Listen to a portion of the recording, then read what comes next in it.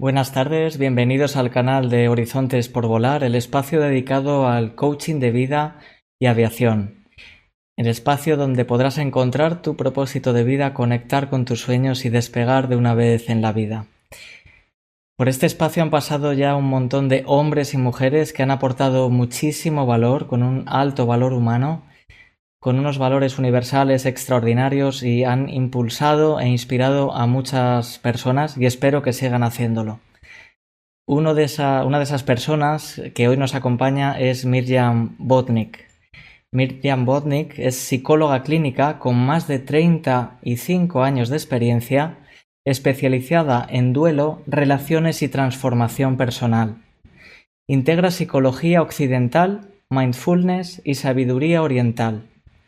Su voz literaria refleja una vida atravesada por pérdidas, enfermedad y esperanza, pero con una certeza: en cada ser humano habita una luz que despierta al cultivar presencia, aceptación, conciencia por el bien de todos.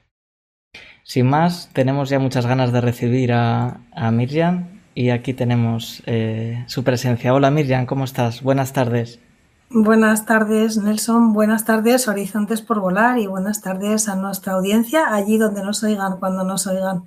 Muchas gracias por estar con nosotros y a ti por invitarme, Nelson. Nada, es un placer, desde luego. Como decía ahora mismo, he tenido la fortuna y os agradezco a todos y cada una de las personas que habéis pasado por el canal, porque realmente ni en mis mejores sueños estaba tener como invitados a personas que aportan tanto, de forma tan generosa y por el bien de muchísimas personas, ¿verdad? Entonces, nada, vamos a conversar esta tarde fría de invierno aquí en Madrid, en España, pero vamos a calentarla un poquito con nuestros corazones, ¿verdad? Y con esta conversación pues cálida y sobre todo humana. Te quería Seguro que preguntar, sí. sí, te quería preguntar, fíjate, una cosa curiosa. En nuestro primer encuentro, en torno a un café que nos conocimos hace unos meses, me habías comentado que antes de ser psicóloga ejerciste como azafata de Iberia, una conexión muy especial y genuina. Sabes que el canal, yo soy piloto de avión, entre otras cosas, y tiene mucha presencia la metáfora del vuelo, de los procesos de preparación de la aeronave para iniciar una ruta, el aterrizaje, etcétera, con los procesos de transformación personal, ¿no? Entonces, no deja de ser una gran casualidad y me honra mucho eso, que hayamos descubierto esa conexión entre nosotros. Por esa parte, hay otras muchas. Entonces, te quería preguntar, ¿durante cuánto tiempo volaste en Iberia y en qué tipo de rutas o vuelos realizabas? Bueno, lo más divertido es eso, que de repente nos ponemos a tomar un café y las sinergias empiezan a Mm, funcionar y tu vuelo y mi vuelo se cruzan y de mm, repente, bueno, pues aunque te saque alguna década, pero mm, tú estudiando y yo soltando las alas, ¿no? Porque mi temporada en Iberia fue breve, mi pasión era la psicología y mientras que estudiaba psicología una amiga me dijo, bueno Miriam, ¿por qué no nos presentamos? Ya que somos trilingües, nos presentamos a Iberia, que parece que van a contratar gente para este verano, ¿tú qué vas a hacer? Y yo le dije, pues no, me voy al extranjero, como casi siempre, y ella me dijo, ¿qué va? Vamos a volar. Y entonces le dije, presentémonos y nada, nos dieron la plaza a las dos y un mes más tarde estábamos en el intensivo cursillo, porque claro, muchas de las personas no lo saben, pero también los auxiliares de vuelo tienen una preparación muy importante mm. en cuidar al pasaje por si surge cualquier susto o cualquier cosa inesperada, ¿no? Y entonces ahí es donde, viéndolo ahora a posteriori, ¿no? Yo me doy cuenta que también allí yo ya estaba iniciando este viaje, que aventurera ha sido siempre, ¿no? Pero en el Mm. cual hay una sala de embarque, como a la hora de escribir un libro, ¿no? Hay una preparación, hay una sala de embarque, hay un momento en recibir aquello que te viene. En mi caso, pues recibía el pasaje en mi obra literaria, son los personajes, ¿no? Que una vez que te pones a escribir, empiezan como a surgir. Tengo aquí detrás mis libros y gracias Nelson, que veo que detrás de tu asiento está Sí, detrás del arco por iris aquí. 2. Exacto. Y bueno, ese es el pasaje, ¿no? Como que va llegando y ellos mismos van urdiendo lo que luego pasa durante el vuelo, ¿no? Y a veces, a ti te habrán pasado mil cosas, ¿no? Pero Yo como azafata de una línea comercial, pues tampoco pasaban pocas, ¿no? Hubo una vez una serpiente en cabina, tuvimos que hacer varios aterrizajes forzosos, he visto al pasaje muy angustiado, he visto el poder de la respiración, ya pues eso, con esos 20 añitos, ¿no? Mientras que estudiaba la carrera, que volé esas temporadas, ¿no? ¿Y cuándo lo dejé? Pues para dolor de mis compañeras y compañeros lo dejé en cuanto me dijeron, te queremos hacer fija, y digo, no, porque es que no saldría nunca.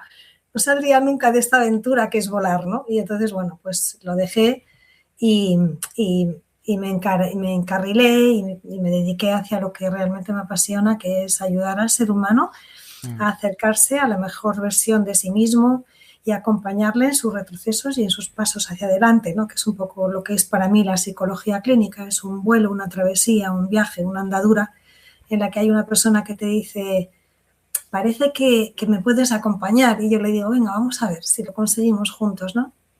Y en esa subida que hablabas con Álvaro, ¿no? En esa subida a su Everest vamos caminando y trazando juntos por dónde sí y por dónde no, cuando es bueno bajar algún peldaño o bajar algún recorrido para tomar fuerzas y volver a empezar, ¿no? Entonces esto es a lo que me dedico, ¿no? Soy psicóloga clínica y como describo, yo creo que es en el libro 1, pues soy costurera à prêt-porter, ¿no? Que hay un poema muy bonito que también habla de esto, ¿no? De cómo acompaño y guío y tejo y ayudo a coser. Ahora que has comentado el tema de los auxiliares de vuelo, desde aquí reivindicar su labor, como tú bien decías, porque al final es un equipo. Muchas veces se ven los pilotos como la cabeza visible del equipo, pero realmente solo el trabajo en equipo y la gran preparación de cada uno de ellos hace posible que los vuelos tengan éxito, ¿no? Entonces, aquí estuvo un compañero que es piloto en Canadá, hace la segunda entrevista más o menos del canal, y él empezó trabajando muchos años como auxiliar de cabina y como azafato, digamos, y vamos, él ahí adquirió muchísima experiencia, muchísima, sí, aunque no estuviera pilotando el avión, paralelamente sabía muy bien gestionar equipos y la realidad de lo que es la gestión de un vuelo, ¿no? La gestión completa de un vuelo. Así que desde aquí reivindicarlo, aprovechamos esta oportunidad. Miriam, ¿cuál fue el primer destello, esa llamada del héroe que siempre hablas, dentro de tu propio viaje como heroína? ¿Qué te llevó a escribir Detrás del arco iris, la trilogía en sí? Bueno, como bien dices, esto ha sido un viaje heroico para mí, para los personajes y para las personas que entran a la lectura del libro, ¿no? Enmarquemos brevemente que el viaje del héroe es una estructura que se basa en el libro y el desarrollo científico casi de muchísimos mitos por Joseph Campbell, que en su día estudia un montón de mitos y ve que todos los viajes heroicos siguen un recorrido con una serie de pasos, ¿no? Tanto es así que el director de La Guerra de las Galaxias le invitó para decirle, cuando todavía apenas se conocía su teoría, le invitó para decirle que había seguido esos pasos para Luke, Star Wars, en fin, para todas esas aventuras, ¿no? Y lo mismo hice yo con la trilogía Detrás del arco iris, ¿no? Entonces, ¿en qué momento empieza? Pues empieza en un momento en el que, como es afuera, es adentro, ¿no? Entonces yo estaba en un momento dentro muy difícil, probablemente el momento de los momentos más difíciles de mi vida, después de sortear una crisis personal durísima, con unas pérdidas tremendas, muchos recursos, porque como psicóloga clínica tengo muchos recursos, y aún así pues me vi que me tuve que retirar, me busqué un lugarcito, un refugio al lado del mar, en mi querida Málaga, y allí con el espejo del mar y el refugio de la soledad, empecé a iniciar un viaje interior, ¿no? Y en ese viaje interior, cuando yo ya estaba ahí reponiéndome y restaurándome, pues como nos pasa a tantas personas, ¿no? Sorpresivamente, porque nunca viene sabiéndolo, en un diagnóstico me detectaron cáncer, ¿no? Yo ya estaba en este viaje interior y además llegó el cáncer, con lo cual mi viaje se vio todavía más impulsado hacia una sanación interior, porque como es adentro, es afuera, ¿no? Y si yo podía superar esto, también podía ayudar a otras personas fuera a superarlos. Y una pregunta que te haces cuando ves la muerte aquí, ¿no? Y eres, bueno, y no tienes 80 o 90 años, que hay muchas personas que incluso octogenarios no se plantean que la muerte va a venir, pero bueno, cuando te dicen un diagnóstico como aquel, te planteas qué sentido tiene la vida, ¿no? Entonces, si bien yo ya trabajaba mucho sobre cómo pienso, cómo actúo, cómo me relaciono con los demás, no le había dado yo mucho espacio a esta gran pregunta, ¿no? Que es cómo le doy sentido a mi vida. Y entonces ahí darle sentido a mi vida tenía que ver con salir de la consulta como psicóloga y llegar a muchísimas más personas con esto que yo había aprendido y estaba aprendiendo también durante mi recuperación de esa crisis personal y también de esa crisis física tan importante, ¿no? Entonces yo quería que esto llegara a los demás y eso fue lo que me llevó a ese primer paso en los pasos de Joseph Campbell, que es la llamada a la aventura, ¿no? Yo dije claramente tengo que hacer algo, entonces tendría como casi 30 años de experiencia, dije yo tengo que hacer algo con esto para que llegue a todos los seres, a cuantos más seres mejor. Y pum, ahí me puse a escribir, ¿no? Ya al ordenador y así nació esta trilogía, ¿no? Digamos que en ese momento surgió realmente de forma sincera y con fuerza tu propósito de vida nuclear, digamos, o se reforzó el que ya tenías. Se reforzó el que ya tenía y también se catalizó mucho de lo que quedaba por aprender, ¿no? Es solamente cuando notamos una carencia y detectamos una necesidad que invertimos en conseguir algo, ¿no? Entonces yo no tenía recursos suficientes para lidiar con lo que me estaba pasando. Y ahí es donde, además de que tengo, no es muy humilde decirlo, pero tengo un excelente currículum como psicóloga clínica, me faltaba una pata, ¿no? Y me faltaba la pata del ser, ¿no? De cómo entrenar y ayudar a los demás a entrenar eso que nos ayuda tanto en los momentos más difíciles, que es ir mucho más allá de la identidad, en la cual la psicología pues ortodoxa pues tiene muchísimas herramientas. En esos momentos necesitas muchas herramientas para trabajar con el ser. Y en esos momentos mi mirada giró a Gandhi, a Jesucristo, a Nelson Mandela, al Buda, a tantas personas, Vicente Ferrer, tantas personas, Teresa de Calcuta, tantas personas que son humanas o que han sido humanas y sin embargo han sabido equilibrar muy bien esto de trabajar desde lo más superficial, que digamos que es la conducta, y lo más profundo, que es quién realmente somos más allá de las identidades que nos creemos ser, ¿no? Entonces ahí giré la mirada hacia Oriente, di con el budismo, por supuesto el sufismo, el estoicismo y otros ismos más, y ahí encontré herramientas valiosísimas que o sea, el libro 1 es Detrás del arcoíris, la superación, en el que una familia, que seguro que vamos a poder hablar de ella, necesita herramientas y son casi todas del mundo de la psicología ortodoxa. Llegan a un lugar donde les faltan herramientas y aquí vemos la rueda. Bien, entonces aquí en este libro se acercan al budismo y aprenden de una manera totalmente secular las herramientas del budismo en un curso que hacen de introducción al budismo, tanto los adultos como los niños, ¿no?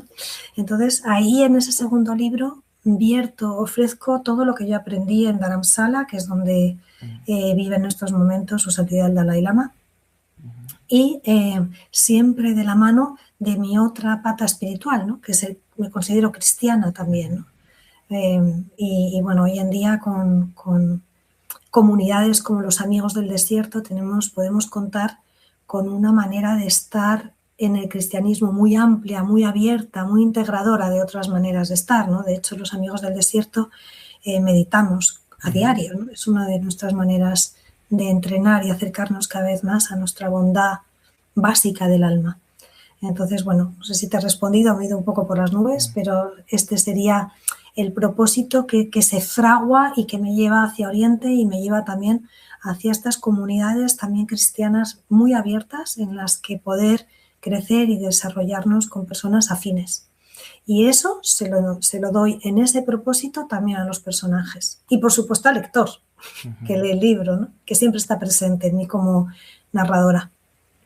Sí, eso te iba a decir, que la lectura de Detrás del arcoíris, La joya interior, el libro que tenemos justamente detrás, decirte que es brillante. O sea, a mí me ha parecido un libro extraordinario. Lo que más destaco de él, aparte de apuntalar todas las palabras que estás comentando tú ahora, esa capacidad con la que tú has narrado, con la que tú has entretejido los personajes, las historias y las enseñanzas, que al final eres capaz de empatizar con cada uno de los personajes, eres capaz de resonar con cada uno de sus sufrimientos, con cada una de sus transformaciones. Y eso es muy difícil, eso es ese lenguaje universal para poder captar cada problema, cada esencia, cada sufrimiento, porque al final todos los sufrimientos son de todos los seres humanos, y saber canalizarlo a través de un libro, como es ese segundo libro, a mí me pareció brillante, ¿no? Entonces, a mí, Muchas gracias por valorarlo, Nelson. Y eso ha sido todo un reto, ¿no? Como en la trilogía están los personajes y está la narradora que te invita a ti como lector a vivir lo mismo que están viviendo los personajes. Y en el libro 1, este es un híbrido, detrás del arco iris, la superación es un híbrido entre novela y ensayo, único en su género, porque hace mucho esto, ¿no? Por un lado, los personajes van acercándose a recursos de la psicología y esos recursos vienen en una caja gris para que tú como lector abras un cuadernito, un diario y vayas viendo qué te dice eso para ti, igual que unas reflexiones, ¿no? Y en el libro 2 pasa lo mismo, con todos los recursos que tú dices, que están entretejidos, ¿no?, en los personajes, y también es continuo qué te pasa a ti con lo que le pasa a ellos, ¿no? Que es una pregunta continua para poder leer esta novela, ensayo, desde un lugar en el que siempre te enriquezca. Y bueno, ya sabes tú que también has escrito 2 libros, 3 a punto, ¿no? 2 escritos, uno de fotografía, sí. Sí. Lo difícil que es hacer una síntesis de aquello que queremos decir y de hacerlo de una manera que sea armoniosa, que sea bella, que apetezca leerla, que tenga también ese punto de Campbell, ¿no? De esa intriga, ¿no? De esas ganas de seguir leyendo el siguiente capítulo, ¿no? Y ahí, bueno, ahí hice un esfuerzo muy grande por intentar resumir esos 10 días de introducción al budismo con personajes muy diferentes, con conciencias y niveles de conciencia muy diferentes, orientaciones sexuales muy diferentes, edades muy diferentes. Sí, te hemos perdido un segundito, unos segunditos la conexión por algún motivo. Si puedes retomar un poco las últimas palabras, te lo agradezco. Sí, sí, decía esto mismo, ¿no? Como la narradora te da a ti la mano para que acompañes a Maya, a Nicolás, que es la pareja, a Sara y sus amigas, que son las niñas, y a todos los amigos que van surgiendo desde el libro 1 hasta el libro 3, hasta el volumen 3, que te van acompañando a ti como lector a que vivas tu propio viaje mientras que los acompañas a ellos en su viaje. In the Mood for Love, la película japonesa, la verdad que la forma de grabar que tuvo el director, de casi de voyeur, ¿no? De ir poniendo la cámara detrás de cortinas, de observando a los personajes, pero de forma muy íntima, etcétera, etcétera. Creo que eso lo has conseguido con el libro, que es algo muy novedoso y que se trata en ese tipo de películas. Es como que tú estás vigilando de alguna manera o observando lo que sucede a los personajes, lo que les sucede, y a la vez lo que están haciendo es un espejo para ti. A mí eso me parece brillante, al menos en el segundo libro, ¿no? Muchas gracias. Así lo he intentado en los 3. Bueno, y lo mismo, ¿no? No quiero pecar de falta de humildad, pero a los 2 primeros les han dado este premio. Y en ese premio el comentario es un libro que está listo para convertirse en pantalla, ¿no? En serie o en película. A lo mejor por eso que tú dices, ¿no? Porque tiene esa mirada intimista en las emociones más profundas y en los retos que atraviesa cada uno de los personajes. Si un director de cine te plantease llevarla a la gran pantalla, ¿aceptarías? Bueno, estaría fascinada, ¿no? Porque es que en la gran pantalla llegaría a tantísimas más personas, podría ayudar tanto. Y creo que además hacen falta series y películas que nos ayuden a vivir la vida desde otro lugar, ¿no? Y hay mucha corriente ya en los libros, en la literatura, en los encuentros, en comunidades, ¿no? Que apuntan a desarrollar mucho más una manera de estar con una conciencia elevada, ¿no? Que va mucho más allá de las prisas y de un mundo muy buca, ¿no? Muy volátil, muy ambiguo, muy inseguro, en el que todos estamos buscando la felicidad y la buscamos con frecuencia donde no está. Efectivamente. Pues nada, habrá que poner el foco, ¿verdad?, en en transmitir esto a algún director de cine, guionista, etcétera, ¿no? Ojalá que sí. Como psicóloga clínica, ¿qué aprendizajes o experiencias de tu práctica profesional influyeron de manera más clara en la creación de esta historia? No podría seleccionar una, Nelson, porque son muchos años y muchas historias muy vividas, muy compartidas, muy en presencia. Uh-huh. Y también hay mucho autobiográfico, ¿no? Y como tú señalabas antes, nada humano nos es ajeno. Entonces, en todos los personajes está un poquito de cada uno de nosotros, está un poquito de mí y un poquito de las miles de personas que he acompañado en procesos terapéuticos o en talleres. He intentado, eso sí, que quedara un poco reflejado como aquello que es como más, que está como más presente en nuestra sociedad como dilema, ¿no? Y creo que es un dilema en nuestra sociedad la familia. Creo que las parejas están sufriendo muchísimo porque están siendo influenciadas por unos amores equivocados, unos amores románticos, unos amores muy desvinculados de, bueno, lo que se llama el triángulo de Stenberg, ¿no? De un compromiso, una intimidad y una pasión sólida que se sostenga en el tiempo, ¿no? Las parejas necesitan mucha ayuda, las familias necesitan mucha ayuda, tanto si las parejas están divorciadas como si no.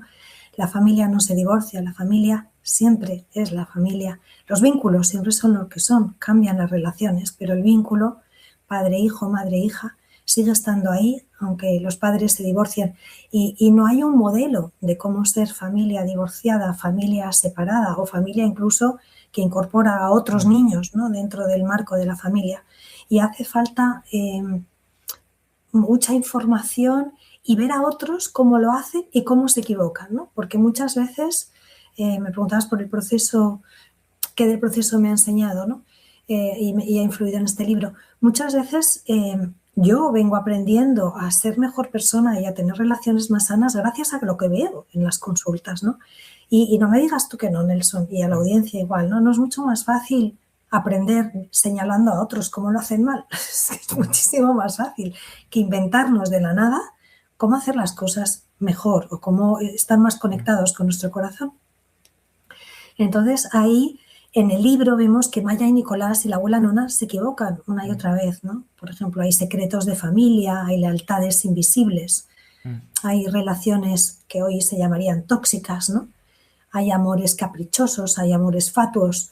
Entonces todo esto, cuando como lector vamos viendo el daño que hace, ¿no? Y las implicaciones que tiene sobre los hijos, sobre las amistades, sobre el propio trabajo, es que podemos decir, oye, ¿y qué me pasa a mí con lo que le está pasando a Maya y Nicolás? ¿Qué me pasa a mí con lo que le pasa a Nona, la abuela, ¿no? Ante la muerte, ¿qué me pasa, no? Y bueno, ahí lo dejo, ¿no? Lo que le pasa a Nona con la muerte y cómo eso nos invita también a ir a viajar a otros sitios, como es un Death Café, ¿no? Entonces, como psicóloga clínica me influye mucho mi experiencia y también como facilitadora de talleres de sabiduría para tu vida o de las 16 actitudes o de los Death Cafés. Esto también me influye mucho a la hora de escribir el libro y de ayudar a que quien lo lea entre en un Death Café a través de los personajes. En la trilogía se percibe una clara estructura de viaje interior, eso ya lo hemos comentado y se ha visto, ¿no? Pero ¿cómo se manifiesta el viaje del héroe a lo largo de los 3 libros? ¿Cómo se cose en torno a la trilogía, a los tres volúmenes? Bueno, lo primero para mí, yo interpreto el viaje del héroe como una espiral, ¿no? En la que estamos continuamente avanzando, tal vez retrocediendo, otra vez volviendo a avanzar. Y como subimos en la espiral, también esto que estamos viviendo aquí se parece bastante a lo que vivimos antes. Sin embargo, ya tenemos un poquito más de conciencia, un poquito más de habilidad o un poquito más de capacidad de conectarnos con lo que realmente nos importa y seguimos subiendo en espiral, ¿no? Entonces, en el libro 1, el viaje del héroe parte del primer momento de cómo la familia es llamada a la aventura y cómo inicia su viaje. Apenas llegan a pasar ese umbral de lo conocido, que es donde empezamos todos, hacia lo desconocido, que es cuando nos atrevemos realmente a soltar la zona de confort, ir más allá y aventurarnos a un mundo en el que no sabemos, ya no nos sirven los recursos de siempre. Entonces, en este primer libro se encuentran ya con una comunidad de amigos que les invitan y les incitan y les estimulan a dar ese salto, a dar ese paso. Pero también aparecen los guardianes que velan porque no avancen, ¿no? Entonces, aquí estamos en el libro 1. En el libro 2, pues ya han dado ese salto, ¿no? Porque ellos vienen de una cultura cristiana, vienen de Madrid, de una España, bueno, de la época actual, ¿no? Y lejos les quedaba para ellos la India, esa cultura, y mucho más el budismo, ¿no? Pero envueltos otra vez por una serie de amigos que son cristianos y además budistas, pues se adentran en esto, ¿no? Entonces ya pasan directamente a eso que sería ese paso más allá de la zona de confort, en la zona extraordinaria. Y ahí, bueno, pues todo lo que conocemos, Nelson, los amigos, los enemigos, los que parecen enemigos, que esto también ya lo hemos hablado tú y yo, ¿no? Que estamos los dos de acuerdo, que todo lo que es una dificultad viene a mi vida como maestro, ¿no? Totalmente. Entonces, aquí es venga maestros, venga maestros, venga maestros. Maya, Nicolás, les aparecen maestros y también a todos los compañeros. Hablamos de las adicciones, ¿no? Y ahora le pregunto a la audiencia, que aunque no me pueda contestar, ¿no? ¿Quién no es adicto a algo? ¿Quién no tiene una adicción, no? Por aquí anda la mayor adicción que tenemos casi todos, ¿no? El móvil. Sí, al final es esa evasión compulsiva de estar con uno mismo, ¿no? De evadirte Sí. de esa esencia pura que todos tenemos. Entonces aquí no lo pueden hacer, ¿verdad? Nelson, que tú que lo has leído, porque les retiran el móvil. Según entran en la introducción al budismo, les retiran el móvil. Las reglas del juego cambian, ¿verdad? Cambian. Entonces en todo ese apartado pues hacen esto. Se encuentran con alguna batalla, pero relativamente leve. Y ya llegamos al tercer libro, en el que Maya y Nicolás pues llegan otra vez a Madrid con todo lo que han aprendido, y como nos pasa a casi todos, cuando nos sentimos cómodos, a gustos, estamos ahí como retroalimentándonos de lo mucho que hemos cambiado, como nos despistemos, volvemos a la adicción al móvil, volvemos a los antiguos patrones, y eso que parecía que íbamos a lidiar la gran batalla en el viaje del héroe, ¿qué va? Y las espirales volvemos a retroceder. Y esto es lo que les pasa, ¿no? Y no voy a hacer spoiler, pero ahí empezamos a ver recursos, como decía, ¿no? Desde los más clásicos en el libro 1, ¿no? De la psicología ortodoxa, la autoestima, el autoconcepto, la comunicación y tal, y aquí de repente nos encontramos con la sombra, ¿no? El trabajo sobre la sombra, y cómo de inspirador esto le resulta a Maya y a Nicolás, y el salto que dan, o no, que no quiero hacer spoiler, trabajándose la sombra, mientras que, aquí estamos otra vez en ensayo y novela a la vez, mientras que la narradora te da la mano a ti para que entres con ellos y te trabajes tu propia sombra, ¿no? Entonces, ¿a dónde llegan? Pues no te lo voy a contar porque te haría spoiler, pero está, bueno, claramente guiado por esa estructura de Joseph Campbell, en la que avanzamos todos y retrocedemos en este gran camino y en esta gran fortuna que tenemos de despertarnos cada día y tener un día más para seguir volando, ¿no? Horizontes por volar. Efectivamente, cada día es una vida nueva, ¿no? Al final, si nos lo tomamos así, en cierta forma. Quiero compartir contigo que estoy recibiendo algunos WhatsApp de personas que me están comentando que les está encantando la entrevista. También tenemos algunos usuarios que están ahora mismo en directo con nosotros, y les animo, si quieren hacer alguna pregunta, etcétera, que pueden escribir en el chat y la podemos ver en algún momento de la entrevista. Así que estoy muy feliz por ello. Quería preguntarte lo siguiente. ¿Quién es para ti, Miriam, el verdadero héroe de la trilogía Detrás del arco iris? Los personajes que van sucediéndose, sus aprendizajes y todo lo que estamos comentando, o bien cada lector que se puede ir reconociendo en cada uno, o varios quizás, o quizá en todos ellos, como decía yo antes que me sucedió al leer Detrás del arco iris 2. Sí, tú mismo estás dando la respuesta, ¿no? Todos llevamos dentro un héroe que está por despertar o que está haciendo su recorrido. Los personajes nos inspiran desde el primer libro hasta el libro 3, que vuelven otra vez algunos que estaban antes en el libro 1, y nos inspiran a seguir caminando y a seguir sosteniendo los valores que necesitamos para ese viaje que no es nada fácil, ¿no? ¿Por qué hay tanta, a ver, cómo lo llamo, sin molestar a nadie, ¿no? ¿Por qué hay tanta noticia de consumo masivo que no nos genera más que adicción? Pues porque es una manera de huir, ¿no? Y es una manera de huir a la soledad y al vacío que todos sentimos cuando no nutrimos nuestros valores y cuando nos desconectamos de lo que realmente estamos llamados a hacer, ¿no? Que es evolucionar, avanzar, crecer. Entonces, el héroe está en todos. Está, por supuesto, en Maya, Nicolás, Nona, Sara, sus amigas, toda la comunidad. Está en ti como lector. Vas a sentirte continuamente interpelado a criticarlos a ellos, a juzgarlos, porque todos llevamos ese juicio dentro. ¡Hala, que eso no lo hago yo, ¿no? O esto también lo hago yo. Y a verte como espejo en ellos y desde ahí ir avanzando en tu propio viaje del héroe. Yo tengo talleres sobre cómo avanzar en este viaje del héroe, como que para que te sirva de estructura. Y en los procesos terapéuticos también me apoyo mucho en esto, ¿no? Porque es un proceso que te lleva mucho a la autocompasión y hacer un viaje heroico sin autocompasión es que es imposible, ¿no? Ahí estaba Álvaro también hablando, ¿no? Y como decía, ya he subido, recuérdamelo tú, ¿no? Pero cuando decía, ya he subido a 6.000, ¿cómo no voy a llevar mi parapente conmigo, ¿no? Sí, es Qué viaje, ¿no? Ese heroico, ¿no?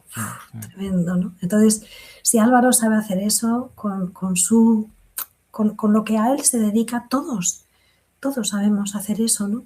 Él es un modelo de lo que se puede hacer con nuestra profesión y lo que se puede hacer aunando profesión, pasión, ser. Se puede hacer eso, ¿no? Y todos podemos hacer eso, nos dediquemos a lo que nos dediquemos, porque estamos llamados a evolucionar. Ser humano, son las dos en uno. Por un lado tenemos un ala, que es nuestra luz, y por otro lado otro ala, ¿no? Que es nuestra sombra. Y estamos llamados a integrarlas. ¿Hasta dónde? Hasta donde podamos, con mucho amor y mucha autocompasión, para seguir teniendo coraje y valentía, para seguir en el proceso como Álvaro. Aceptación también entiendo que es clave, es fundamental, ¿no? Es como otra de las patas de toda esa evolución. Y libertad, ¿no? Una de tus favoritas, ¿no? Sí, es mi valor principal, ¿eh? Por eso estoy invitando a personas como tú, de grandes valores, de grandes mensajes para aportar al mundo, porque, como decía también con la entrevista con Álvaro, que al final, vale, quizá en directo pues no hay mucha gente por los horarios, etcétera, pero esto va a quedar ahí, sempiternum, ¿no? Almacenado en YouTube, etcétera, y yo sé que se va a divulgar poco a poco y paso a paso hacia muchas personas seguramente que cuando más lo necesitan darán con el vídeo, ¿no? Estoy segura. Es muy generoso, Nelson, por tu parte y por Horizontes por Volar, por lanzar este proyecto y ir haciéndolo como lo haces, ¿no? De manera generosa, ofrecer tanta información tan valiosa para quien la quiera escuchar y la quiera ver. Gracias. Mira, hay algún seguidor que nos escribe, como Nuria Cabellos González. Muchas gracias por compartir este viaje e invitarnos a realizarlo. Hoy en día nos venden viajes de experiencias que son inolvidables y únicos. ¿Cómo prepararnos para un destino diferente? Preguntan. Que no se nos empaquete. Que no se nos empaquete. Bueno, esto es como subir al Tiger Nest, ¿no? Es como... Es como, y los que hayáis ido a Bután y os hayáis acercado al Tiger Nest, ¿no? Al nido del tigre. Bueno, repíteme para centrarlo, ¿no? ¿Quieres que responda qué necesitamos, ¿no? Para dar ese salto, ¿no? Para hacer eso. Claro, ella dice que ahora mismo nos venden muchos viajes y experiencias totalmente paquetizados, ¿no? Envueltos, empaquetados, casi sí, todo muy rígido, ¿no? Muy dentro de una armadura, sin flexibilidad, sin capacidad de quizás aportarnos nada, ¿no? Sin libertad también, sin honestidad, etcétera. Entonces ella dice cómo prepararnos para un destino diferente, como el que propone detrás del arco iris, ¿no? Ese destino interior, ese llegar a nuestra esencia, a nuestra transformación. Yo lo entiendo así.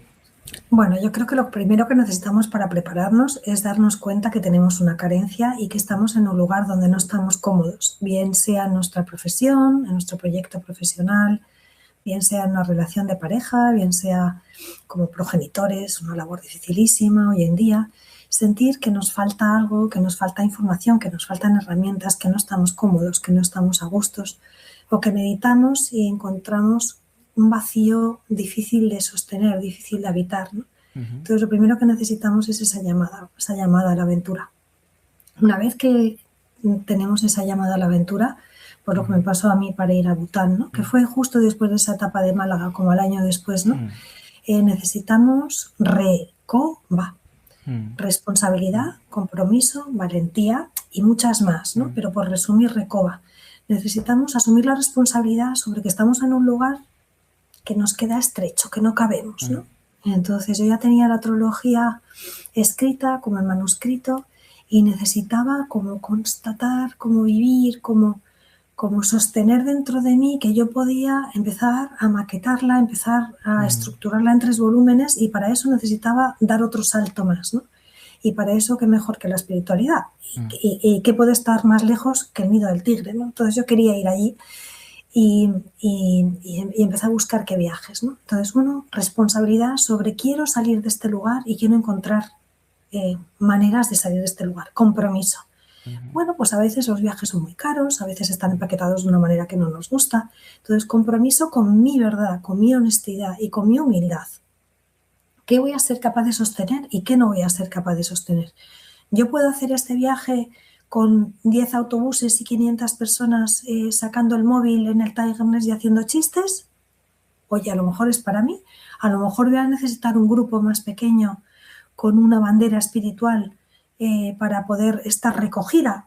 Entonces, con humildad, reconocer cuáles son mis limitaciones y cómo es eso entronca también con lo que es bueno para mí. Entonces, compromiso con lo que quiero hacer, luego llevarlo a cabo con valentía. Es decir, cuando llega y te cuentan que el Tiger Nest todavía falta tantísimo tiempo por caminar, hace frío, llueve, está el suelo todo lleno de barrizal, me escurro, tal, es como valentía, yo llego y allí llegué, ¿no? Y allí llegué al Tiger Nest. Es como valentía para conseguir y para caerte una y otra vez y saber que las caídas no son más que parte del camino, y como decíamos antes, Nelson, que todos son maestros de lo que me falta por desarrollar. Entonces, si está lloviendo a mares y todavía estoy viendo que la catarata, más que estar más cerca, que es parte de lo que me toca hasta que llegue al Tiger Nest, que la catarata cada vez está más lejos en vez de más cerca, ¿qué tengo que hacer? Armarme de compromiso, responsabilidad sobre mi reto, valentía para ejecutarlo. Tal vez apoyo, ¿no? Tal vez buscar alguna compañía. Oye, voy contigo, vamos juntos, tú me apoyas a mí, yo te apoyo a ti, hacer equipo. Recojo las herramientas que necesito, que serían los aliados en el viaje del héroe, y voy hacia esa batalla, ¿no? Entonces, ¿qué hace falta, Nuria? Muchas gracias por la pregunta. Hace falta recoba con muchas más cosas, pero desde luego sin recoba no avanzamos. Responsabilidad, compromiso y valentía. Darte cuenta también que el otro eres tú y tú eres el otro, ¿no? Ahí reducimos el conflicto y desde ahí se puede construir, empezar a construir, ¿verdad? Sí, pongamos el ejemplo que es que vas por tu sendero, ¿no? Y el otro hace algo que a ti te parece una barbaridad, que no está en tu iceberg de valores o que no te parece apropiado, ¿no? Pues darte cuenta, en vez de criticarlo y que te haga más obstáculo para llegar hacia donde tú tienes que ir, verte como un espejo, verlo con compasión y desde ahí decir, bueno, al igual que tú tienes eso, esto me hace espejo de otras cosas que tengo yo que también me están dificultando llegar a Tiger Nest, ¿no? Sería algo así. Sí. Sí, o hacer pequeños cambios de categorización, ¿no? Por ejemplo, cambiar la envidia por admiración, ¿no? Ese sentimiento que te envenena por dentro, que es la envidia, cámbialo y vete a la frecuencia, mueve el dial y vete a la admiración por esa persona, porque entonces empezarás a crecer, te empezará a aportar, etcétera, etcétera, ¿no? No sé si estás de acuerdo. Ese es un recurso, claro que te explica, es un recurso ya valiosísimo que viene de aquí, que viene de Oriente, ¿verdad? Cambiar Exacto. la envidia y cambiar esto por un regocijo, ¿no? Por un celebrar que al otro le va bien y que tú tienes los mismos recursos, pero de otra manera, y que lo vas a sacar adelante sin dejar que esa vibración te baje, ¿no? Sintonizar, ¿no? Eso lo haces tú mucho, ¿no? En tu avión. Exacto, sí, sí. De hecho, para empezar un vuelo comercial, sí, o un vuelo en un avión pues para planear, digamos, la ruta y que sea efectiva, que sea segura, etcétera. Antes en tierra tú tienes que configurar los inerciales que se llaman, ¿no? El avión tiene como una especie de sistema que se calibra, tarda un ratito, unos 5 o 10 minutos, y lo que hace es coger las frecuencias adecuadas para saber dónde está él, dónde está el destino, dónde están los puntos de la ruta por los cuales tiene que pasar, y eso necesita una preparación previa por parte de la máquina, ¿no? Entonces el ser humano pues al final tiene que hacer un poco eso, ¿no? Sintonizar, alinear tus valores con tu verdadera esencia interior, la meditación, etcétera. Es como preparar tus inerciales, entre comillas, preparar tu brújula interior para poder orientarte en ese propósito, en ese tránsito, ¿no? Me gusta mucho porque esos inerciales, Nelson, en el avión tienes que estar como continuamente acordándote de ellos, tenerlos presentes, ¿no? Sí, digamos que cuando se configuran es como que crean Sí. una matriz del sistema, una matriz a partir de la cual otros instrumentos se alimentan. Ya está todo calibrado, los sistemas de navegación ya se alimentan a partir de eso. Es como ir a la verdadera esencia, a Me la brújula encanta. interior. Sí, realmente la La aviación es muy metáfora potente. es fantástica, ¿no? O sea, creo mis inerciales y mi iceberg de valores Exacto. y que generen la matriz con la que me dirijo hacia esa meta que quiero desarrollar, ¿no? En Y con- siempre desde esos inerciales. claro, Fantástica, en ¿no? condiciones seguras, eficientes y pudiendo transportar almas, que al final llevas almas, bien sea un vuelo comercial o privado, y hacerlo digamos, con un crecimiento interior, con éxito, sin daños para nadie, etcétera. Realmente la aviación y el método que he creado, que se llama Fly Life, ¿no? Utiliza mucho las metáforas con los procesos de vuelo, la aviación, etcétera, porque creo que son muy, muy potentes a la hora de transmitir ciertas enseñanzas o traducirlas, ¿no? a Occidente. Desde, por Ya nos ejemplo, el contarás, ¿no? budismo, etcétera. Ujú. Ya nos contarás más Por de ese supuesto, método. sí, sí, sí. ¿Qué te parece? Te voy a seguir preguntando, por supuesto, todo lo que me interesa preguntarte, pero es la primera vez que tenemos varias preguntas de los seguidores. Si te parece, intercalamos, porque a ellos ¿Cómo también no? les vendrá bien. Es algo nuevo, pero bueno, yo soy una persona bastante flexible. Me gusta como aceptar los retos y si hay alguna variación, darle la mano, abrazarla y si te parece bien y estás cómoda, podemos hacerlo así. Con humildad. Lo que pueda contestar, lo conteste. Y lo Sí, que no. perfecto.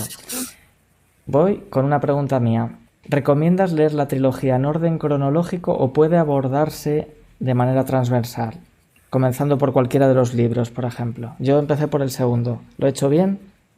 Lo has hecho bien. Es autoconclusiva. ¿Bien? Correcto. Si te llama más la portada del 2, porque te llama más a acercarte a Oriente, pues empiezas por el 2. Si te llama más, pues lo que acabo de comentar, ¿no? Como este tema de las relaciones de pareja, de familia, la muerte, el descafé, todos estos temas, pues te vas al 3 y luego te lees el 1. Es así.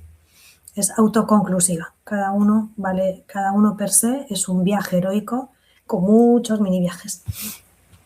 Eso me parece también un buen planteamiento, una gran idea para una trilogía, el que puedas, porque normalmente no es así. Tú lees Harry Potter y tienes que empezar en orden cronológico porque te dejan pistas, o normalmente cualquier trilogía de cine o sagas, etcétera, siempre necesitas como las pistas del anterior. De hecho, acaba la película o el libro dejándote las semillitas, ¿verdad?, para el siguiente.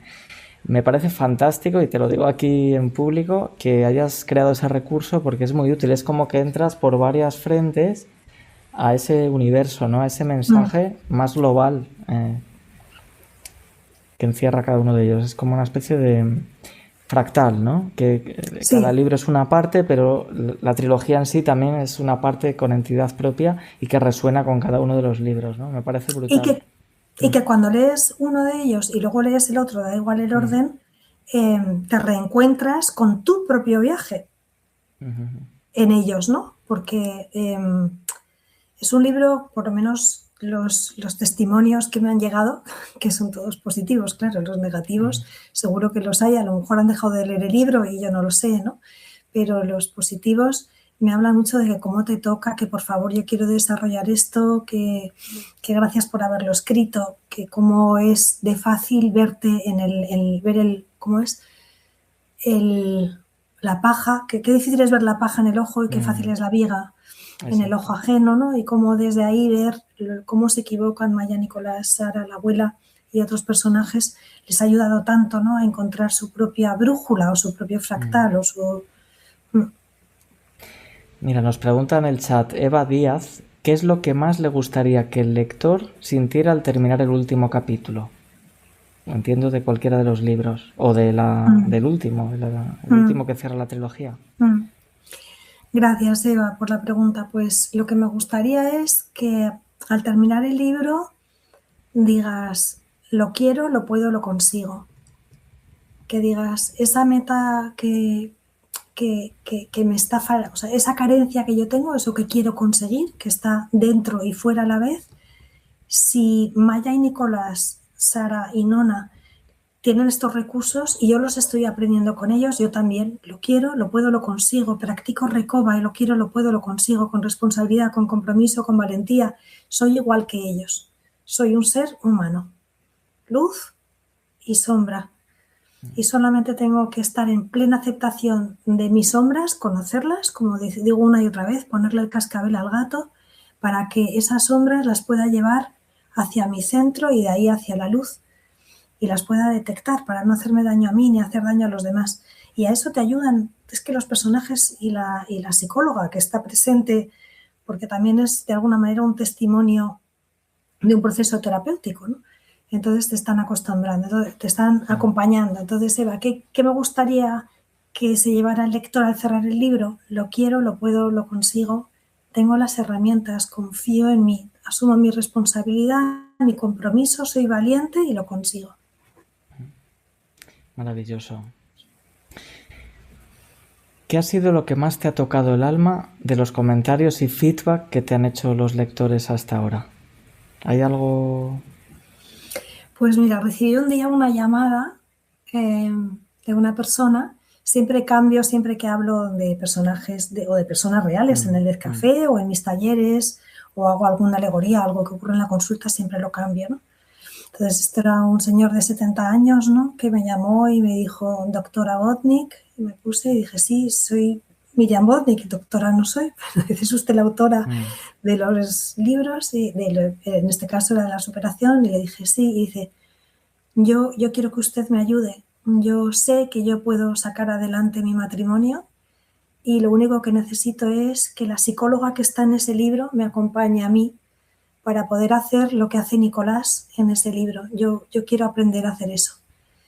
Entonces, ¿qué me estaba diciendo Nelson? Me estaba diciendo que se había visto de espejo en el libro, que había visto a su familia de espejo tanto en Maya como en Sara y las otras niñas, que había visto cómo se puede superar prácticamente todo lo interno. O sea, yo no voy a correr y voy a ganar una maratón a mi edad, pero sí puedo ganar una maratón interna si me pongo un objetivo que yo quiera y desee, como es a lo mejor pues trabajarme la rabia o trabajarme una adicción o algún reto interno, ¿no? Entonces todo lo que sea interno lo podemos conseguir. Entonces este señor me estaba diciendo, me he visto reflejado en los personajes, para mí era tic, lo he conseguido que esto sea un espejo para quien lo lee. Me estaba diciendo, aquí hay recursos muy valiosos porque yo los estoy viendo, por eso quiero que usted me acompañe. Me estaba diciendo, los recursos están bien escritos, están bien trazados, me sirven, ¿no? Me pueden ayudar. Y además estaba diciendo, lo quiero, lo puedo, lo consigo al terminar el libro, ¿no? Esto también es para mí, ¿no? Esto es nada humano, me es ajeno y si ellos pueden, yo también puedo, ¿no? O sea que para mí aquella llamada fue maravillosa. Hay muchas más, ¿eh? Pero esa fue, a lo mejor porque era de las primeras también, ¿no? Qué emocionante ahora que lo cuentas, la verdad que es muy, muy emocionante. Se te abre el corazón, ¿no? Imagino que tú igual, ¿no? Cuando llegas, aterrizas después de uno de tus vuelos con Fly, ¿cómo es Fly? ¿Perdona? ¿Tu proyecto? Fly Life, es el método. Fly Life, el método. El proyecto es Horizontes por Volar y he creado como un método que aglutina psicología, aeronáutica, factores humanos, todo lo que viene de la aviación el coaching de vida, mi experiencia vital y personal, mi propia escuela de vida, o sea, la vida que es la mayor de las maestras, y es lo que estoy ofreciendo a través de toda esa gran metáfora que estoy utilizando todo el tiempo con el proceso de vuelo, la preparación del avión, el centrado de la carga es muy importante, qué cargas subes, cómo las colocas, cómo las centras, y eso pasa en tu vida, porque todos tenemos cargas, tienes que redistribuirlas, tienes que recolocarlas, a veces hay que bajar alguna de ellas porque no puedes volar así, y Me encanta. hay millones de metáforas, de hecho, sí, me sorprendo a mí mismo a veces creándolas, etcétera, porque es un mundo digamos, muy nutritivo en cuanto a recursos para explicar Para explicar. ciertos procesos de la psicología, del coaching, del desarrollo personal, básicamente, ¿no? Y te preguntaba yo, ¿no? Eso que siento yo cuando alguien me hace un testimonio Ujú. positivo, ¿no? El que sea, ¿qué te pasa a ti, ¿no? Cuando aterrizas y a quien hayas llevado en ese vuelo te da feedback.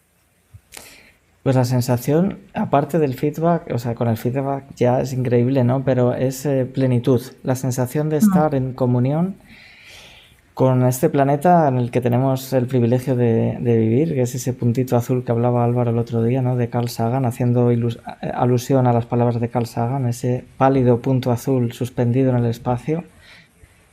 La sensación de estar en comunión con esa atmósfera que envuelve todo el planeta, la sensación de estar en comunión con toda la humanidad, es algo, la palabra sería plenitud, pero quizás poniéndole una definición lo estropeo, ¿no?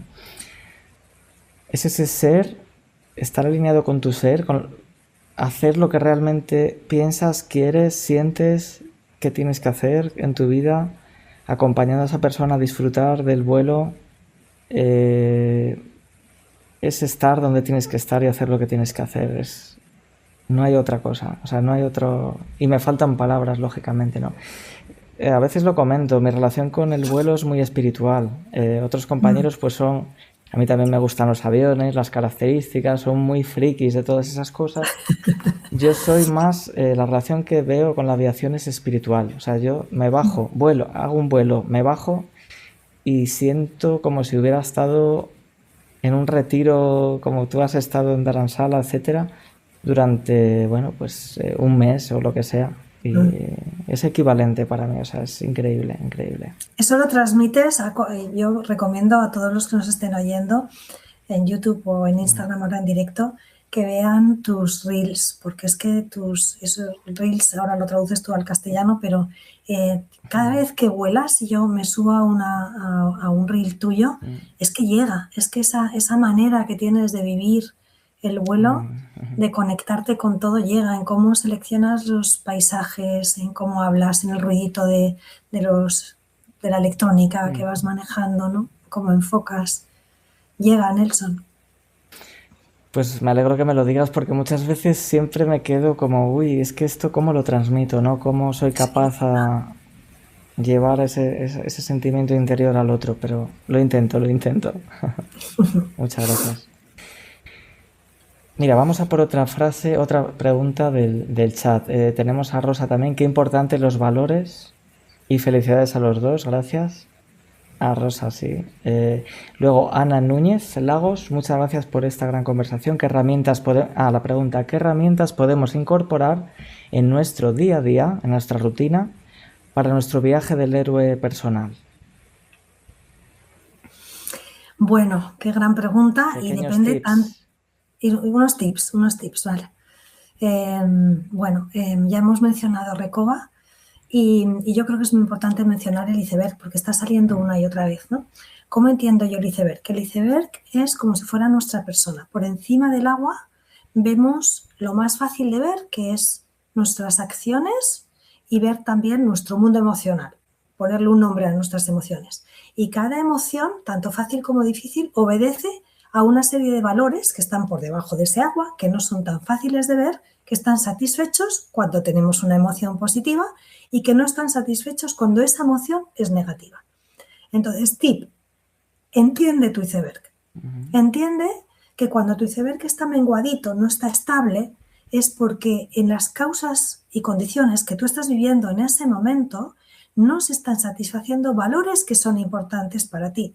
Por lo tanto, por encima del agua, como esto está más estrecho, vas a notar una emoción, vas a detectar una emoción difícil. Emoción difícil, miro mi iceberg.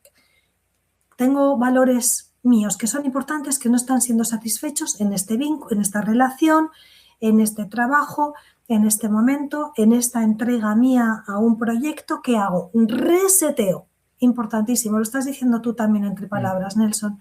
Como que somos responsables de esos valores que son importantes para nosotros, crearlos en nosotros y no permitir que dependan de causas y condiciones externas.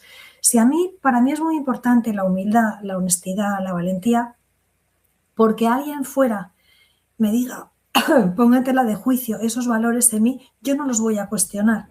Yo tendré que encontrar una manera de sostener mi iceberg firme y desde ahí tener un pensamiento, una acción, una manera de relacionarme sabia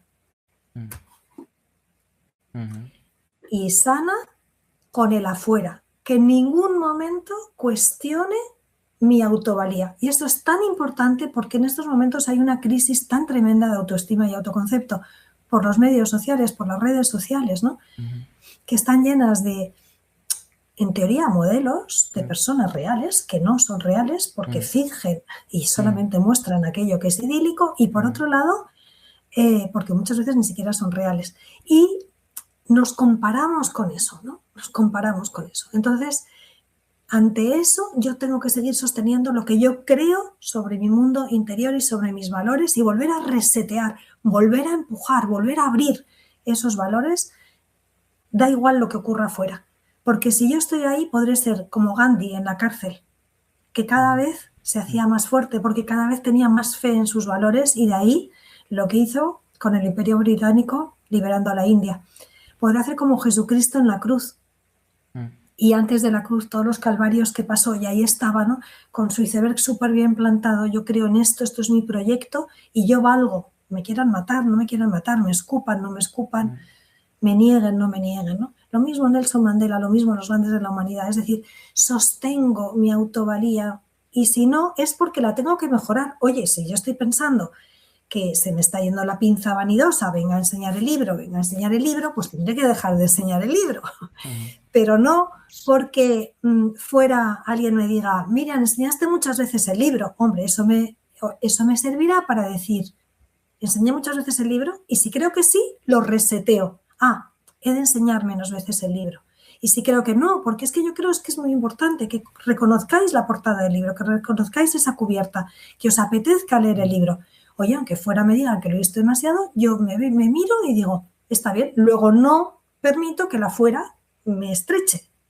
Es decir, no tengo oídos sordos a la fuera, lo escucho y permito que me transforme, que cambie de forma mi interior, siempre y cuando esté de acuerdo con lo que ocurre fuera. Pero mi valía no depende de que a alguien yo no le guste. No depende de la aprobación de por nadie. Sus valores. Exacto. Ni la aprobación de un familiar, ni de un amigo, ni de un compañero, ni de un Dios, me atrevería a decir, sino tiene que ser algo tuyo, nuclear, que te sostiene, como tú bien dices, y todo lo de alrededor es impermanente, como tú bien sabes, interdependiente y puede fluir, cambiar, obviamente, ¿no? Entonces, pero sí que hay como esa esencia interior, como esa misión, esa semilla que tenemos todos, corrígeme si no estás de acuerdo. Estoy de acuerdo. Y esa esencia no puede depender de la validación externa. Es decir, al final, esa salida a todos los problemas, la salida es hacia adentro, ¿verdad? Eso es. ¿Y estoy de acuerdo o no estoy de acuerdo? O sea, no me vuelvo tampoco miope, no me vuelvo ciego, no me vuelvo sordo ante el afuera. El afuera es un indicador y a veces es un gran maestro de lo que tengo por desarrollar. Claro. Lo escucho, espejo, ¿verdad? y permito transformarme en la escucha, ¿no? Que es la escucha valiosa, ¿no? Que es la escucha que permite que aquello que viene de fuera pueda generar un impacto en mí. Si no, ¿qué escucha es esa, no? Y no a todo el mundo quiero escuchar, ¿verdad? Claro, por supuesto. Y no quedarse enganchado a eso, ¿verdad? No quedarse... Exacto. dependiente, porque al final la gran cárcel, antes hablabas de Gandhi o Nelson Mandela, la gran cárcel es la mente, ¿verdad? Nuestra Eso propia es. mente. Nuestra propia mente es el gran enemigo y va siempre con nosotros. Sol, luz, oscuridad. Mi mente está pensando para nutrir mi luz o para llevarme a la oscuridad. Y desde ahí reseteo continuamente, ¿no?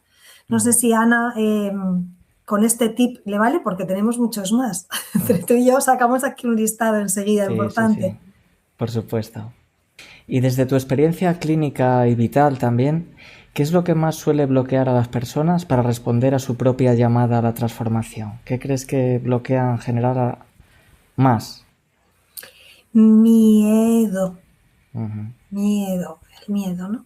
Y la otra, la culpa, ¿no? Como no nos da tiempo probablemente a desarrollar las dos, desarrolla un poquito el miedo, ¿no? Uh-huh. Cuando tenemos miedo a algo puede ser por dos motivos. Porque enfrente realmente tenga una cobra que como no haga algo me va a comer, me va a envenenar, me va a matar. O porque me estoy imaginando que es una cobra cuando en realidad es una cuerda tirada en el suelo. La infinita mayoría de las veces es una cuerda tirada en el suelo. Porque nuestra mente funciona con una glándula interior que se llama la amígdala, que ya está en Vox Populi, ya lo sabe todo el mundo, que se encarga de la supervivencia. Entonces, la supervivencia activa que esté todo el rato en momento con una hipervigilancia, dónde va a venir ese miedo, dónde está esa amenaza. Entonces, hay que aprender a calmar esa amígdala, a darnos cuenta que cuando estamos amigdalados no hay manera de dar una respuesta sabia. Vamos a reaccionar como si fuera una cobra o como si fuera un tigre cuando es un gatito, ¿no? O como si fuera alguien que me va a quitar la valía cuando en realidad es una empresa que me ha dicho, oye, vamos a buscar otro candidato. ¿Bien? O el BBVA que me dice, Miriam, todavía tienes que esperar un rato más para hablar con nosotros. No es una cobra, no es un tigre, es simplemente una soga en el suelo que tiene una determinada forma, que para mí es su maestro. Miriam, tienes que seguir esforzándote en transmitir tu mensaje de una manera que pueda llegar a muchas más personas. Maestro fuera, habilidades que tengo que meter en mi iceberg, ¿no? Entonces, volviendo otra vez a la pregunta, el miedo es nuestro gran enemigo porque es el aliado del ego. Tengo mi ego, G, tengo miedo. D, cambiamos la D por la G y ahí lo tenemos. Si muchas veces, en vez de entregarnos al miedo, paráramos, respiráramos 3 minutos con coherencia cardíaca, calmáramos a la amígdala y viéramos lo que hay, veríamos la soga, veríamos el gatito y no el tigre. Pero estamos en una sociedad acostumbrada a guiarnos continuamente y a reaccionar en vez de responder. Entonces, ¿cuál es el entrenamiento?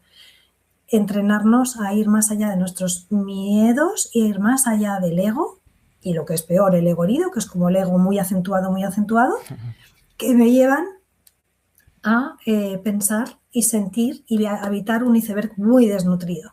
Entonces quiero estar para conseguir mis objetivos continuamente trabajando sobre mi ego, sobre mis miedos, para de esa manera que nada me haga obstáculo, que se invente mi mente para conseguir mi objetivo. Luego ya vendrán los obstáculos reales, que siempre vienen, ¿no? Lo que cuesta, Nelson, todo el montaje que tienes tú aquí para que esto pueda llegar a otras personas, ¿no? Todos los obstáculos externos están, ¿no? Pero en ti no había ningún miedo cuando empezamos a preparar la entrevista. No, espera, que aquí hay una variable, que aquí hay otra. Exacto. Los fractales. Exacto. Es estar como mantener la calma cuando surge algún inconveniente, ¿no? Eso es fundamental, sí. No dejarse preso de ese estado descontrolado, etcétera. Eso es muy importante. Yo lo agradezco. Naturalmente siempre he sido así, pero el estudiar aviación, las asignaturas de aviación comercial, practicar los vuelos, etcétera, mis propios vuelos, eso te lleva. He tenido alguna situación así comprometida. Y bueno, tienes que mantener la calma, obviamente, y centrarte en el aquí y en el ahora. En emergencias, por supuesto. Otra fase, la del aterrizaje, que siempre me pregunta la gente, ¿no? Para mí, y te lo comparto contigo porque lo conoces perfectamente, lo más parecido a la meditación, en mi caso, asociado a un vuelo, es el aterrizaje. Tú durante varias millas estás focalizado en un punto, focalizado en mantener todos los parámetros del avión bajo unas ciertas performance o circunstancias para que el avión vaya ni más acelerado, ni menos acelerado, ni el morro más arriba, ni más abajo, para que tú des en ese minúsculo puntito que ves desde millas y millas atrás, ¿no? Entonces, eso te lleva a estar concentrado todo el tiempo, y eso es meditación, porque se te olvidan tus problemas, se te olvida cualquier otra cosa que puedas tener que muchas veces te ocupa la cabeza y no sirve para nada, ¿no? Es una meditación pura y absoluta. Entonces, quizás cuando me preguntabas, cuando sales después de un vuelo del avión, es esa sensación parecida después de meditar mucho tiempo. Esas meditaciones que puedes estar una hora y algo, etcétera, pues es parecido. Al final el efecto en la mente, en el cuerpo, es el mismo, ¿no? Aparte de toda esa comunión con lo espiritual que representa estar ahí entre las nubes, en el cielo, etcétera, ¿no? Entonces, sí, es brutal. Te iba a preguntar, hay más personas que nos están siguiendo en el chat. La verdad que estoy muy feliz por ello y deberemos estar los dos muy contentos. Hay muchos corazones. Sigo recibiendo mensajes de WhatsApp también de gente que nos está siguiendo. Qué capacidad tecnológica la tuya. Vamos a seguir. Bueno, igual de navegar este viaje juntos a la vez que atiendes a todas esas variables. Gestión de cabina se llama eso en aviación. Bueno, pues vamos a la siguiente pregunta. Tanto en tu obra como en tu mirada terapéutica aparece con fuerza la compasión, que ya hemos hablado de ella, y sobre todo la autocompasión. ¿Qué papel juega hacia uno mismo y hacia los demás en la sanación emocional? Bueno, decíamos Recoba, ¿no? Responsabilidad, compromiso, valentía, libertad, humildad, honestidad. Y nada de eso va a ser posible si no nos amamos, si nos aceptamos tal como somos. Entonces, para eso hay un concepto actualmente que se llama la autocompasión. Hay una mujer muy erudita que también tiene sus raíces o bebe, ¿no?, de fuentes del budismo secular, pero además de eso es una gran científica, Christine Neff, que habla mucho de esto, podéis bichearlo, ¿no? Entonces ella nos habla de varios pasos, ¿no?, para entrenar la autocompasión. La autocompasión lo es todo, porque si yo a la hora de ese aterrizaje que tú has descrito también, ¿no?, centrada en mi meta y voy y sigo, de repente me distraigo, pero no solamente me distraigo, sino que a la hora de volver a resetear cuál es mi meta, pego un volantazo, pego un giro al avión o hago cualquier cosa que me saca de centro y además de que es humano, pero además de eso me critico, me juzgo, me voy a mi sombra, me voy a mi oscuridad, me voy a todo aquello que me hace daño en mi manera de pensar, en mi manera de actuar, en mi manera de relacionarme conmigo. Pierdo de vista qué da sentido a mi vida.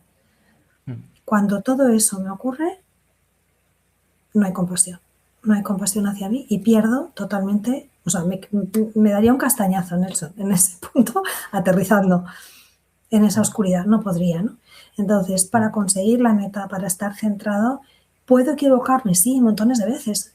Había una gran profesora mía en Filadelfia, hace ya muchos años, que me decía, no hay nada como el error, todo es ensayo, ¿no?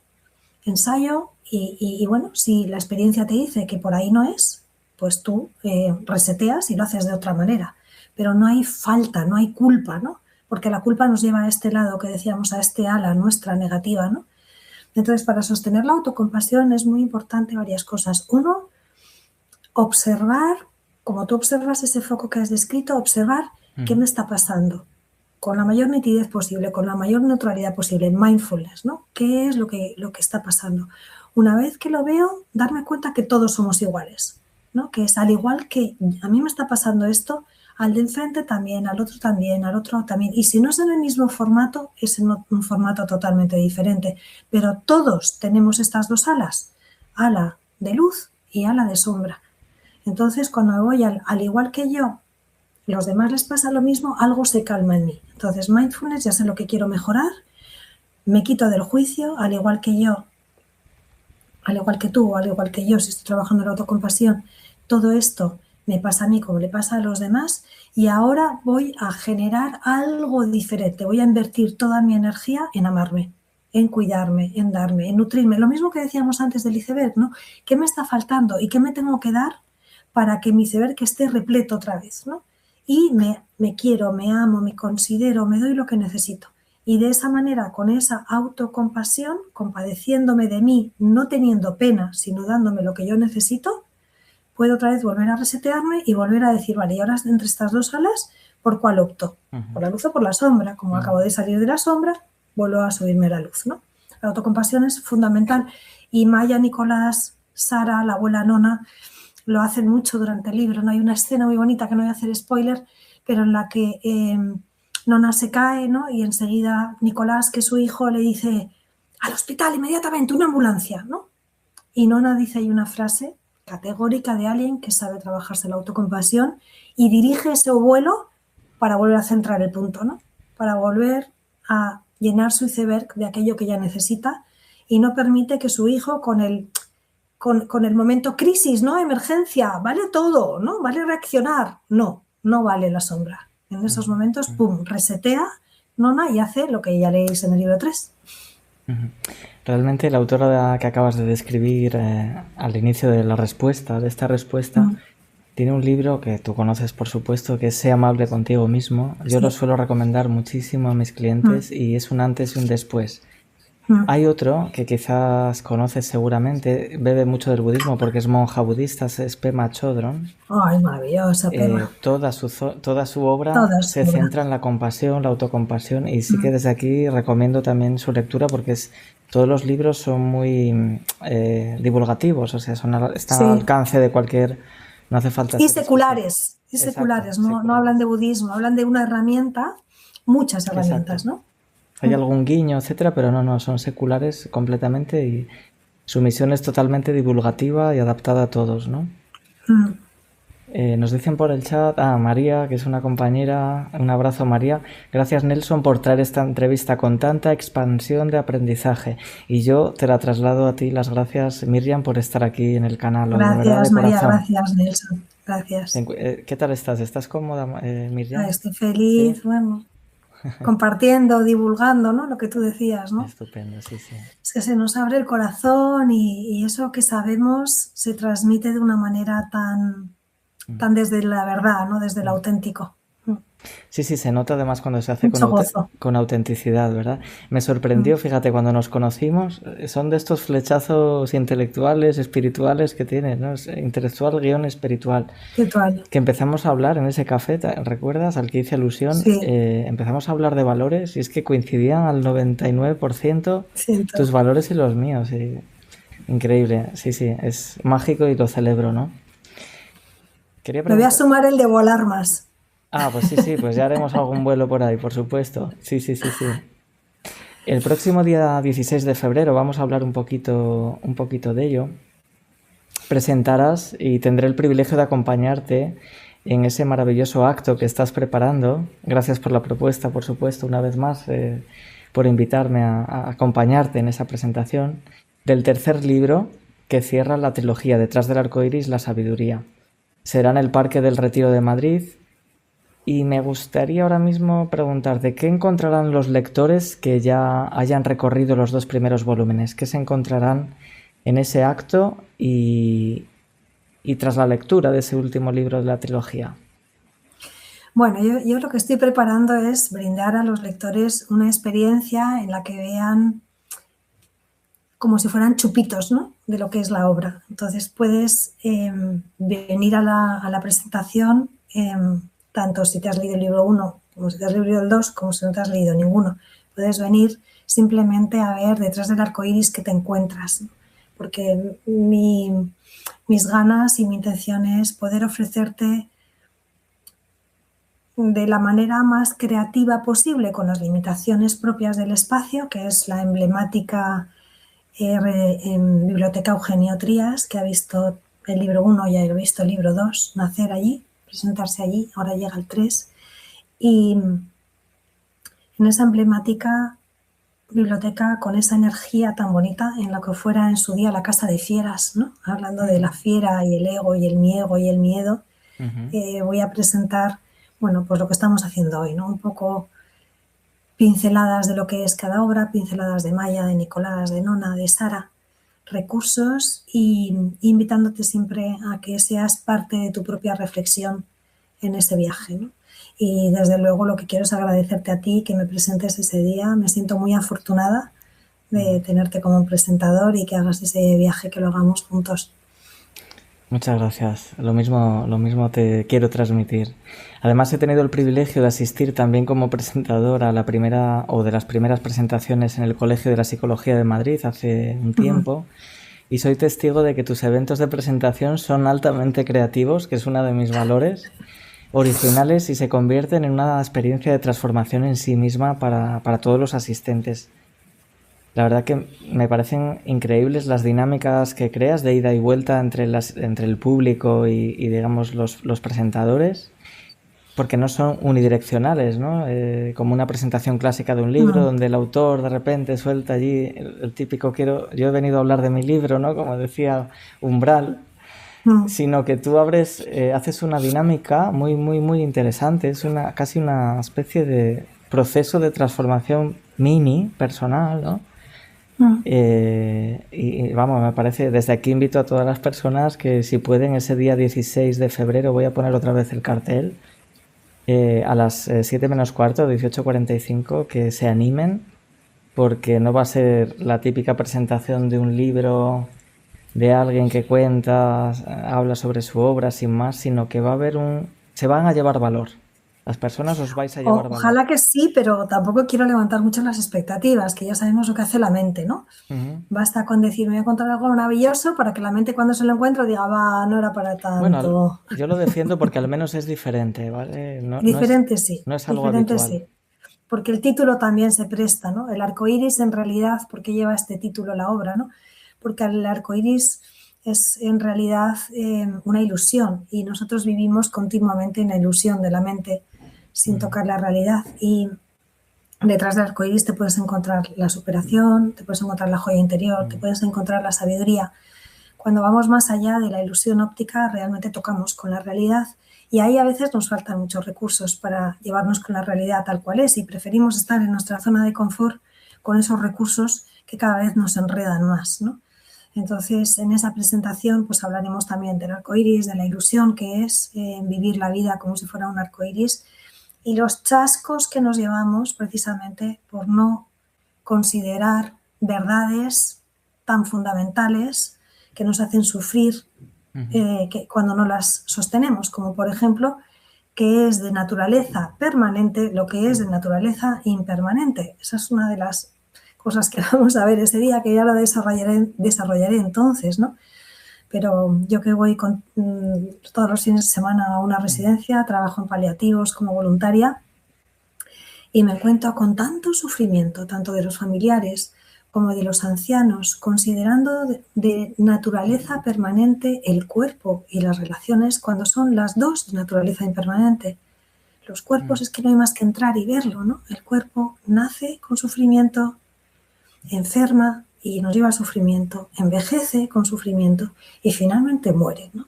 Entonces, si consideramos que esas 4 cuestiones son de naturaleza permanente, vamos a sufrir. Y lo mismo pasa con las relaciones. Las relaciones están continuamente cambiando porque nosotros estamos continuamente cambiando. ¿Y cuántas veces, por considerar algo de naturaleza permanente, que es donde nos envía la sociedad, esas falsas certezas, ¿no? En todos los ámbitos? Ya he comentado los temas de relación de pareja, ¿no? Que hay tanta falsedad que lleva tantísimo sufrimiento sobre sin ti no soy nada, seguiré contigo toda mi vida, todas esas promesas a futuro que son todas falsas, porque toda la relación cambia, tú cambias y la otra persona cambia.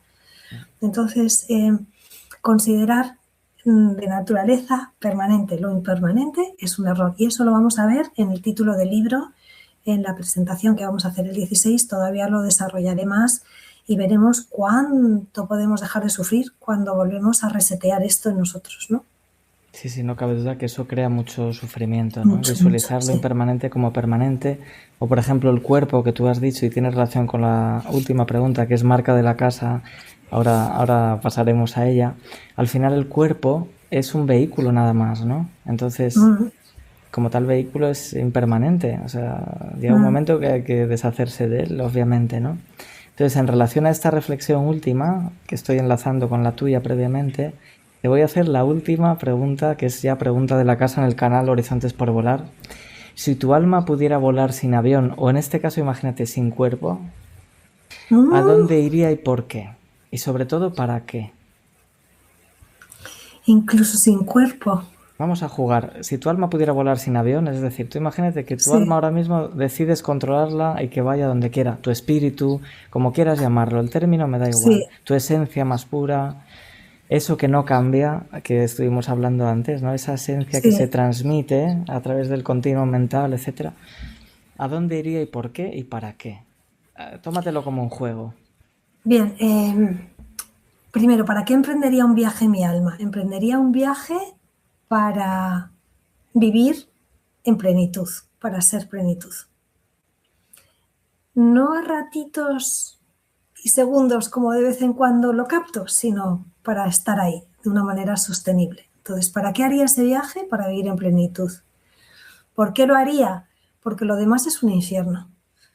Lo demás es, me lleva al ego herido, me lleva a mi sombra, me saca de mi luz. Lo demás es un infierno en vida al que llamamos muchas veces felicidad, confundiéndolo con satisfacción sensorial, que nos lleva casi siempre a la insatisfacción y al sufrimiento, que lo desarrollaré el día 16 de febrero. Entonces, ¿por qué? Porque quiero ir más allá de mis miedos y de mi ego. ¿Por qué? ¿Para qué? ¿Y a dónde voy? ¿A dónde? A eso que has descrito tú, Nelson, a eso que es ese lugar infinito que tú descubres cuando estás en tu avión, en tu avioneta, volando ahí arriba, ¿no? Ujú. A ese lugar que acaricio en ocasiones en las meditaciones, a ese lugar que acaricio en un momento de amor compartido, tanto con un ser cercano como con alguien más distante, ¿no? Cuando a ese lugar que percibo que es libre y que no lo formotea nada ni nadie, que es vacío, que es amor. Y simplemente es, ¿no? Sin ningún condicionamiento, ¿Mm? ni ingrediente, ni especia de aderezo, ¿verdad? Y de Eso atrezo. es. ¿Mm? Pues maravilloso, Mirjan. La verdad que te estoy profundamente agradecido por todos los aprendizajes que nos has transmitido de forma muy honesta, generosa, sin dejarte nada para ti. Obviamente hay que mantener la historia de los libros, obviamente el entretejer los personajes, etcétera, ¿Mm? pero has dado muchísimo valor a través de esta entrevista. Te lo agradezco Gracias a ya ti. no por mí solo, sino sobre todo por toda la gente que nos está escuchando, y gracias por tu sabiduría. Gracias a ti, Nelson. Gracias a Horizontes por volar este proyecto que has lanzado, que, que te facilita a ti, ¿no? Conectar con eso tan bello, tan auténtico, tan libre en ti, tan compasivo, tan amoroso, para, entrevistándonos a nosotros, poder ser de beneficio para todos los seres y como es, ¿no? Si algo de lo que hemos ofrecido puede servir, que se ha tomado, si hemos herido en algún momento, disculpas y por favor no lo tengáis en cuenta.